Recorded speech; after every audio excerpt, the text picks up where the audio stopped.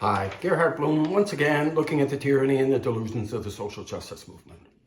So, Donald Trump gives a speech to the House yesterday, which is a de facto State of the Union address, right? And in his speech, he talks about Joycelyn, Nungary, right? 12-year-old girl, brutally raped and murdered. And I can't go into the details of how she was murdered without my video being banned, but you can look it up yourself, right? Joycelyn, Nungary, 12-year-old girl. Donald Trump is addressing the House and talking about this poor girl, this poor child. Her mother is there, and Donald Trump is pleased to announce to the world and to this mother that her daughter will not go unremembered. He has renamed a national park after this poor little girl. Of course, the Republicans, they stand and they applaud and they honor this mother of this slain child. The Democrats, they sit on their hands. Maybe it's because they're culpable for that death. That's right, the Democratic Party opened up the gates for millions of illegal migrants to flood in. This young girl is dead by virtue of 2 illegal migrants that were allowed into the country. They couldn't bother standing. Another one, Reilly, right? Young woman murdered. A young nursing student, by all accounts, a wonderful human being, needlessly murdered by, yes, a immigrant who should have not been in the country in the first place. Oh, but there's other murderers. Well, a murderer, if he's on the other side of that fence, could not have committed a murder on an American citizen or American citizens, as it happened. Once again, and Donald Trump initiated the executive order, the Reilly Act, right? A illegal immigrant is apprehended by the police, posing a danger to the public. They're arrested and detained. So ICE can kick their asses out of the country before they kill somebody. They refuse to stand. The mother is there. Her daughter's been killed.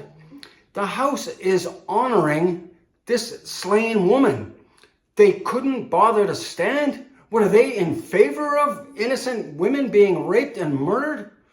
They're not honoring Donald Trump. They're honoring these 2 slain women, a young girl actually, and a woman, and showing respect to the family. No, another case. And a masterful job by Donald Trump throughout this speech. But I just want to touch on the callousness.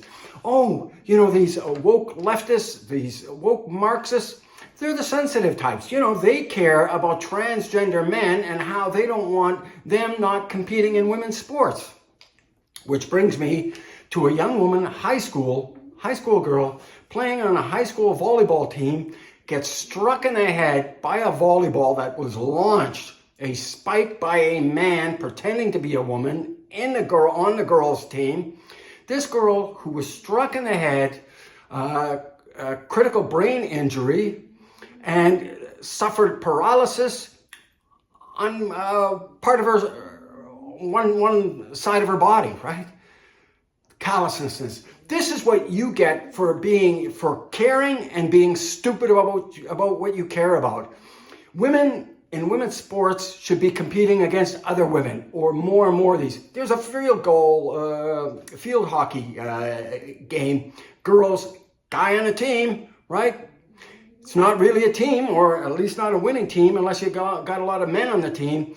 Knocks the teeth right out of this young woman, right? Pitiless and stupid. The worst and most shameful episode. A young 13-year-old survivor of brain cancer. At one point, doctors had given him 5 months to live. Well, this young lad survived it. He looks very small. Looks undersized for a 13-year-old boy.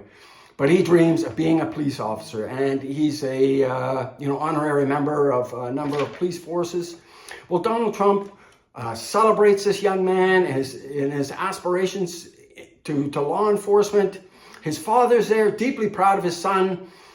And Donald Trump surprises this young boy. The head of the Secret Service comes and presents him an honorary badge to the Secret Service. Secret Service.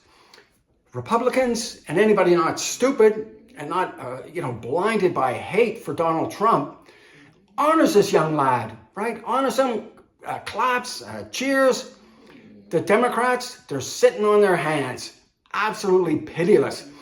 They don't reflect for a moment that this is probably the proudest moment in this young lad's life.